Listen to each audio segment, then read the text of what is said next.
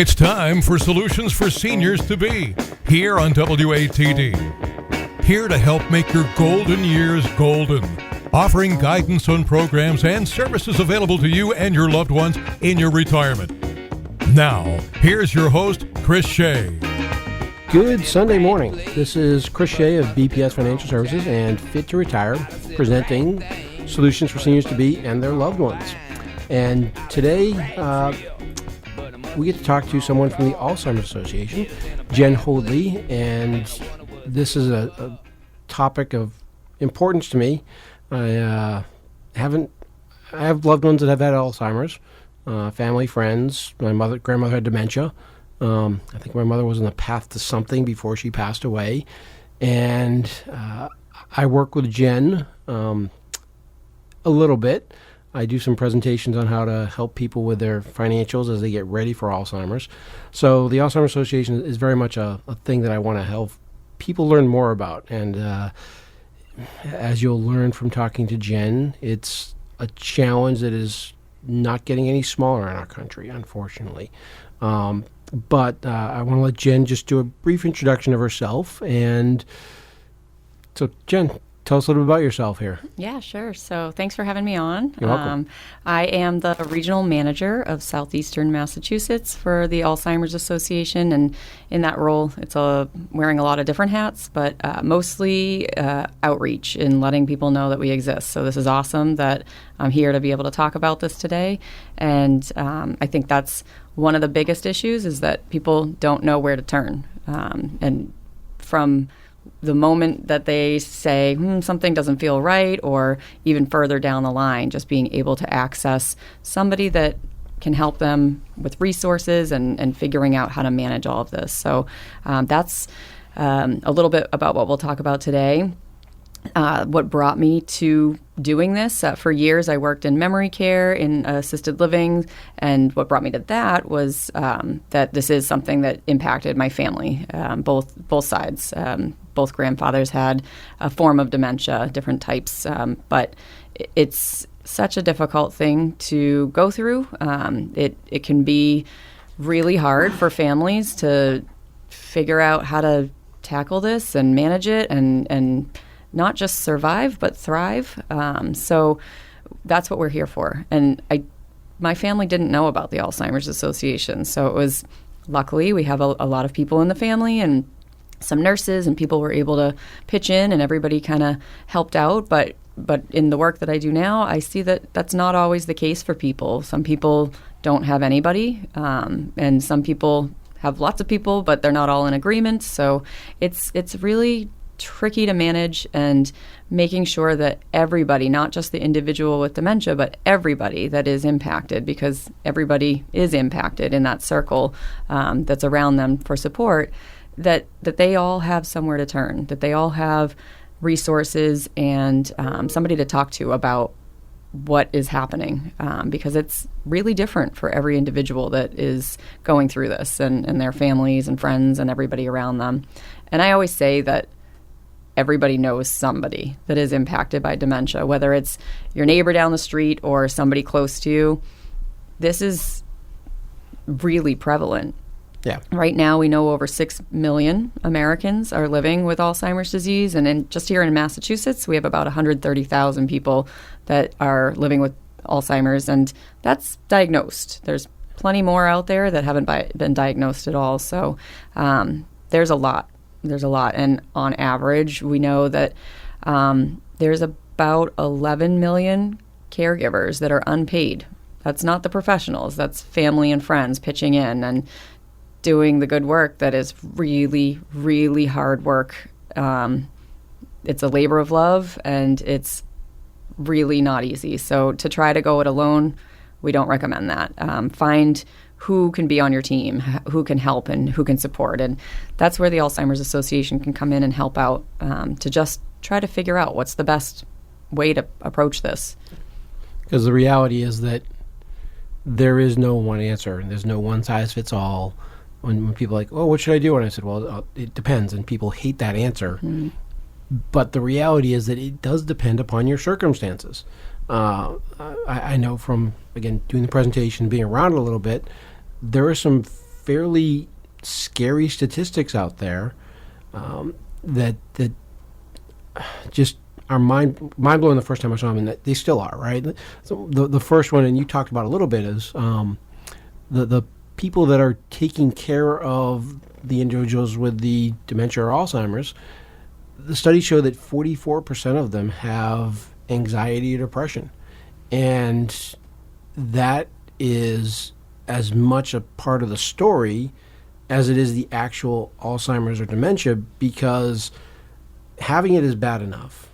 But when you're the caregiver and now your life is negatively impacted in a major way because in our society is a really good society, except we have one problem. A lot of people don't want to ask for help, right? It's a challenge to get people to just say, hey, I need help in this. Mm-hmm. And there's no shame in that. Yeah, absolutely not. Asking for help is just going to help you be able to do the job better. So I absolutely agree with that. And yes, there are so many things that come along with the care partner having their own stuff to have to deal with. And a lot of times their own health issues go on the back burner. They're always focused on the person with dementia and how to handle that, putting them first. And a lot of the stuff that they need to deal with themselves comes secondary. And unfortunately, we do see a lot of times people that are the care partner, their health declines so much that they may not be around to be able to care for that person. So it's really important that, that old saying where if you're on a plane and the plane's going down, you put your oxygen mask on yourself first is very true in this situation, that if you're not taking care of yourself, you can't take care of somebody else. So it's so important to build that team, figure out who is the right people to help out and be involved in this, and give that support to everybody involved. Yeah, I actually, when you said the caregiver, their needs come second, what I see a little bit of, and I'm sure you probably see it as well, sometimes it needs to even come third or fourth. Yeah. Because, I'm in my early 50s. My mother just passed away. I've got a 12-year-old daughter as well, right? If my mother had dementia and Alzheimer's and had progressed through it, I've got to care for my mom, my daughter, and I know that just the way that I behave is I would try to take care of them first and put me third in that line. Fortunately, I've had enough experience with some therapy counselor type people, and one of the analogies that they shared with me is that we're all cookie jars. And people take out your cookies when you help them, but you got to refill the cookie jar. Yep. And the only way you can do that is self-care. Absolutely. Right. And if self-care isn't part of your caring map, I guess might be the word, you're going to wind up in more trouble than just the Alzheimer's and dementia. Right. Absolutely. And I think sometimes if it's not pointed out to you, you're not even realizing that you're putting yourself behind everybody else. But that's, again, where building that community around you that helps to support you. They can say, I can see you're burnt out. Let me step in for a bit. You need to go do your thing. And that's not selfish at all. Self-care is not selfish. And people it's an adjustment to make for sure. I should practice what I preach. Don't we all? It's funny that you mentioned selfish, because years ago, when I was informed that people do things that make themselves feel good, and a lot of times caregivers feel good helping out for their loved ones. Yeah. Which is kind of selfish, because so the whole thing about being selfish, people can be selfish about being selfless. And you've got to realize that, yeah, you can be selfless, but you also got to take care of yourself. Otherwise, you're not going to be able to take care of anyone. Yep. It's going to be impossible. Yep. You can't pour from an empty vessel, is what I've heard. So yeah. So technical question. What is the difference between Alzheimer's and dementia? For those of us that are not medical experts and we hear these things, and you mentioned 6 million people, 130,000 in Massachusetts with Alzheimer's. That's not the dementia population either, right? That's separate and unequal but similar. Sure, yeah. So our organization, the long title is the Alzheimer's Association and Other Related Dementias, but that's too long to put on brochures, so we call ourselves the Alzheimer's Association. And Alzheimer's is the more common form. So the difference between Alzheimer's and dementia is this umbrella term. And the definition is really a decline in cognitive functioning that's going to impact memory, thinking, and behavior. But it doesn't tell us why. So Alzheimer's is one reason why, and we can look at brain scans and do evaluations to figure out what is the reason behind these dementia symptoms, this decline in cognitive functioning. There are a lot of other reasons too, but Alzheimer's tends to be the more common reason, so that's why we often use Alzheimer's as kind of a catch-all, but it's not. It is a very specific type. And there's also a vascular type dementia that has to do with vascular health. There is Lewy body type dementia. There's frontal temporal type dementia. There are mixed dementias, meaning somebody can have several types all at one time. And then there's also things that can cause a decline in cognitive functioning, but can actually be reversed. And this is why it's so important for people to get to the doctor and find out what's the cause. Because it might be that you just started a new medication. That medication's not going well in your system, and it's causing the cognitive decline. You get off that medication, and you're back to your baseline. Urinary tract infection can cause a huge change in cognition, especially in older adults. And that can cause, increased risk of falls and all sorts of other issues. Thyroid problems that aren't being managed properly, that can cause dementia-like symptoms. Even depression.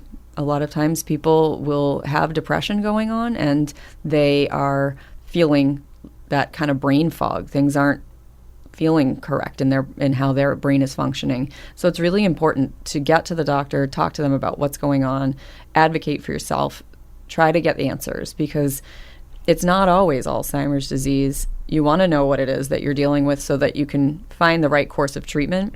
And if it is Alzheimer's disease, then you know where to turn, because we're talking about it today. Alzheimer's Association is a place to turn to figure out how are we managing this moving forward, what kind of future plans do we need to make. One of the first things we talk about is get your legal and financial stuff figured out. And a lot of times people will say, oh, we did that years ago.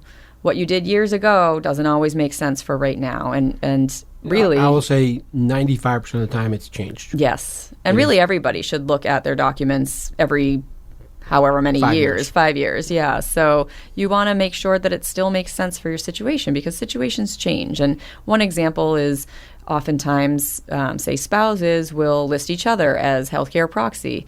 Well, if one of the spouses now has dementia, you don't want them to have to make those decisions on your behalf. So again, just going back to the documents, looking at them, making sure they still make sense for your situation is important. Yeah, I mean, so again, I always reference my family, right? So my mother passed away a couple years ago, and my dad passed away 4 years before that. And about a year after my dad passed away, I was like, okay, Mom, we got to redo some stuff. And she was like, oh, no, it's fine. And I said, okay, can I see the will and the trust and all that sort of stuff? And she's like, sure. She handed me the will, and in there was my dad listed like 50 times. And I'm like, Mom, this is no good. She goes, what? I go, there's a dead person in here. Like, you can't have your healthcare proxy be a person that doesn't exist. Like, I love my dad. Talk about him all the time. He's great. He was a great guy. I miss him. But still, he was no longer with us, so he couldn't be part of the equation. Yeah. So we had to redo all the documents. And you've got to do it in a way that makes sense. Again, my mother, she made her healthcare proxy her sister, which is fine, except her sister lives in Oregon. Yeah. And I fortunately enough, I said, put me on as a second person. And then as soon as my mom got sick and went in the hospital, my aunt was like, I'm 3,000 miles away. I'm not traveling. It's in COVID. You take over, because you're, in Hanover. My mom was in Braintree or Quincy, or no, what was she? Weymouth. But just because of proximity, it was like, okay, make it sensible for now, because people might have moved. Right. They might be a friend might have been a friend years ago, but they're no longer a friend and they're no longer someone you trust. Take a look at it. That always makes sense. And another reason why diagnosis matters is that it's important to figure out, A, how you're going to deal with the legal and financial stuff, but also what are the best treatment options. And the treatment options vary from person to person, just like any medication that's out there. Everybody's impacted differently. So it's important to figure out what's the right fit. And that's going to be decided between you and your doctor. But there are some medications out there that you would not want to give to somebody with a particular type of dementia that you would give to somebody else. And there's lots of non-pharmacological approaches as well. Sometimes it's looking at, okay, what can we change in the environment to make this more supportive? It could be lighting. It could be just putting like a grab bar in the bathroom, all sorts of things that you can do to make things more supportive for that individual. Yeah, it's with my Fit to Retire program, I talk about self-identity, social, health, nutrition, personal relationships, and one of the things that I look at is there's a study by the University of California that showed that 25% of seniors who feel unhappy also report declines in their ability to perform daily living, their cognitive skills just diminish, whereas only 12% of people that are happy and don't experience loneliness, their cognitive skill abilities don't decline as quickly. It's as much as COVID showed us a lot of things. One of them is that we're social creatures. Even if you're an introvert, you've got to be out there and you got to be social. You got to have interactions with other human beings. Otherwise, you kind of just fade away. Yeah. We actually saw a 17% increase in Alzheimer's deaths during COVID. And I think a lot of that is related to the isolation that people were dealing with. And just a lot of people calling us saying, I'm not able to get out, and they're definitely experiencing that isolation, and it's not good for our cognition. We need to be able to socialize and talk with other people, even introverts. You need to be able to make connections with other people in different ways. 17% is huge. That I did not know that one. Yeah. We've talked a lot, but I didn't know that exact statistic there. That's more fuel to the fire of, if someone has Alzheimer's or dementia, don't isolate them. Get them involved in things. Absolutely. And some of that probably is related to isolation. I think some of it also could be related to other health issues that people are experiencing because of the decline that, just got kind of kicked up a little more with COVID happening. But for sure, we all saw lots of major changes happening in the world. So that's one of them. Yeah. So what does the Alzheimer's Association actually do? Yeah. Right? Because people hear the Alzheimer's Association, there are walks all over the place. I know there's one going on today on Sunday around here. There's one coming up in a couple weeks, I think, in Plymouth. Aside from the walks, what do y'all do? Yeah, so I'll get to the fundraising part as like the different ways we fundraise, but that's how we're able to do all of our programs and services at no cost. So we look at 3 pillars of the work that we do, and it's care, cure, and cause. So with care, our helpline, that's the best door for anybody to start with. What is the helpline? So our helpline, it's 24 hours a day, 7 days a week, 365 days a year. You can call, and the number's 800-272-3900. And I always tell people that even if you don't know what questions to ask, call, and we figure that out with you. Probably if we have people that call and say, I was given this number, I don't know what you do, I don't even really know what I'm asking here. So we might just say, well, tell us a little bit about your situation, and then we'll figure out what your needs are. So it's mainly, to start, an information and referral type of hotline. It's not for emergencies. It's just to gather information for yourself so you can be more educated about different decisions you may need to make, ways to access resources right in your community. So we have a database where we store different resources, different agencies, all of the different things that people might need. And again, some people might take advantage of one thing and not another, and their neighbor might take advantage of the other thing, and it's so different, but we keep a database of all of that. And people can call, and you're going to talk to a person every time. So it's super important. That's the best way for people to start, and I'll say the number again. It's 800-272-3900. I'll throw that on my page on WATD awesome. as That'd well. be great. Yeah. Sometimes that call leads to, you know what, you need more than just like a list of home care agencies, for example. You need a little more coaching around this and figuring out a plan for your situation. So we have something called a care consultation. Again, no cost, but it's a way for people to say, okay, here's what I need to deal with right now, and here's what might come later.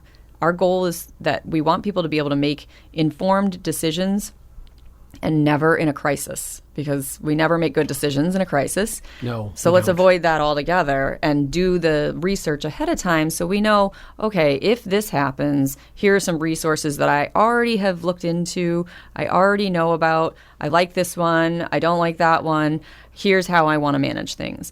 And it's so different for every person. So just figuring out what's the right fit for that person and their family.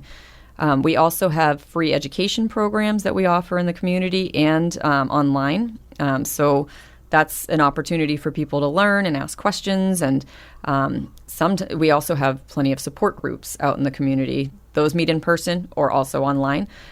So with COVID, we actually did find that it is useful. We all were kind of zoomed out, but it does help to be able to jump online sometimes if you can't leave your person alone. So that we have decided to keep a lot of our virtual programming as well. Welcome to Star Trek. Yeah, right. Future is now. So it's interesting that that's stuck, but I do think a lot of people find a benefit in that. And then some people prefer meeting in person too. So we're back to meeting in person. And it's great. Support groups, I will say, a lot of people have this kind of image in their mind of people sitting around and crying about their feelings. And you know what? Sometimes people might shed a tear, and that's not anything to be upset about. That's just the reality of the situation. And get that out in an environment where other people get it and understand. And you don't have to explain yourself for saying something that maybe somebody else that's never been through this would be like, whoa, that's wow. But people in that room are going to go, yep, you're going to see everybody nodding and understanding what you're talking about. It's also a great way to share resources and ideas. You might say, I've never dealt with blank before. Somebody else in the room already has dealt with that. And they say, here's how I handled it. Try this. It's a great way to just figure out how to handle lots of different things. We also have our online resources. Our website is alz.org, and you can spend days in there and find a ton of stuff. But there are support services on there too, message boards, ways to communicate with others that are going through this. Our cure kind of pillar of all of this, we fund research, and we also have a program called Trial Match. So with the funding of the research, we have people apply for grants, and if we feel like this is a promising way to approach looking for a disease-altering treatment or a cure or understanding more about how caregivers are dealing with things, we may grant them some funding. Trial Match is a way for us to help people connect to some of the different research trials that are taking place. And this can be found on our website as well. Basically, people fill out a profile about themselves, and then it'll bounce back to them saying, here, based on what your answers were, here are some trials in your area that you could participate in. Some of them are medications. Some of them are new diagnostic tools. Some of them are questionnaires. And some of them are for people that have memory issues that maybe don't have a diagnosis yet. Some are for people who have a diagnosis, and some are for care partners or even people that have it in their family but don't have any inkling of any cognitive decline themselves. What I'm trying to say is it's for everybody. This is not something that if you're saying, oh, I don't think I could participate in that, absolutely not. There's something there for everybody. So Trial Match is a great way to learn about the different research trials. It doesn't sign you up for anything. It doesn't share your information with any of the researchers. It's up to you to take that step. It'll just tell you about the trials that are happening, and then you can decide whether you want to pursue that or not. So it's a really great way to learn about what's happening and get involved if you want to. And then we have our cause pillar, which is our public policy and advocacy. So we do a lot of work talking to lawmakers and elected officials about how changes that we want to see happen, changes that help support the person with dementia as well as their care partners. So we do a lot of work with that, and a lot of what we ask is for advocates, people to share their stories. Every year we go to the State House and we talk to the elected officials and try to make some changes, and that changes every year as to what our big asks are for that time. We also go to Washington, D.C. and do the same. So it's really a great way for people to feel empowered to share their stories and make it a real change, which is really awesome. We also ask people to share their stories just to get more people talking about it, because this is one of those things, dementia, like, oh, hush, hush, nobody talk about it. Got to talk about it. Mm-hmm. And it is changing a little, but we are seeing that people need to discuss it more so that we can see people change. And you know, the support is our community. And if we don't have our community behind us and we're not talking about it, then what's that for? So we do want to make sure that people are talking about it more. So if people are willing to share their stories, that might go into the newspaper or on a radio show or whatever it may be, that makes a huge difference. Yeah, and I do a presentation called Money Matters, which focuses on the aspect of how to get your financials in order, because it can be an absolute disaster.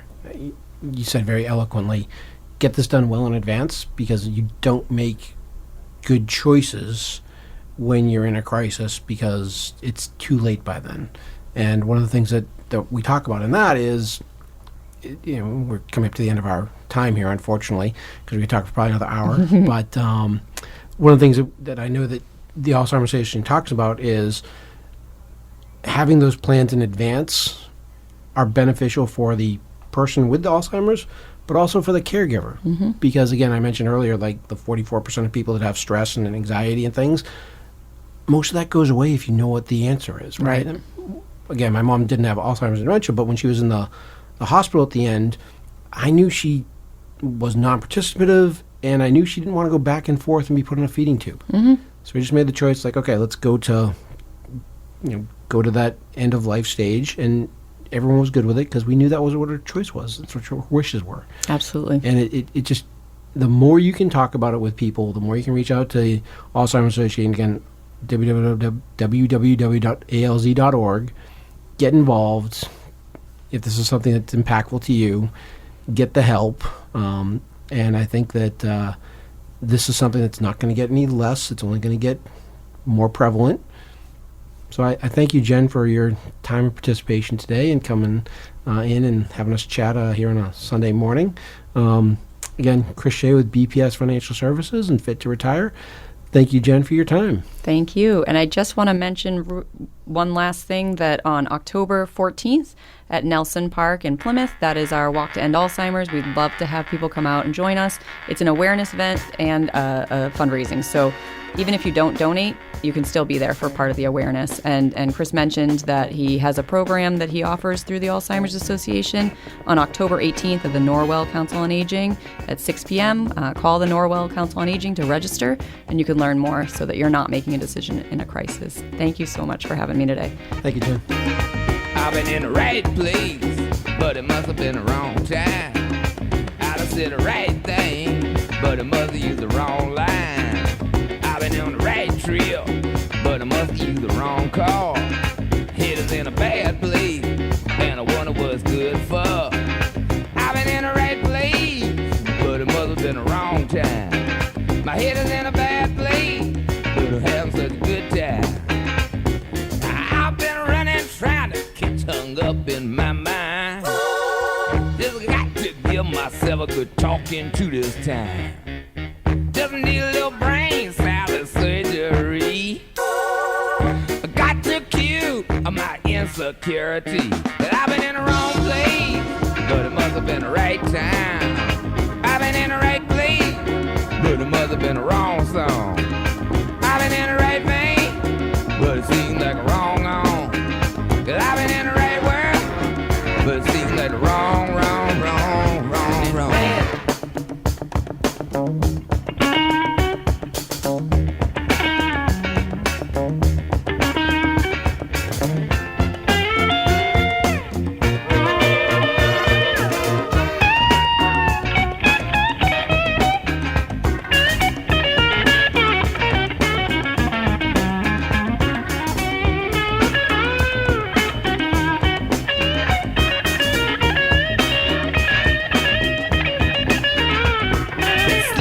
Dodging, sneaking, peeping, hiding out down the street. See my life shaking with every who I meet. Refried confusion is making itself clear. Wonder which way to go to get on out of here. Cause I've been in the right place, but it must have been the wrong time. And I done said the right thing, but it must have used the wrong line.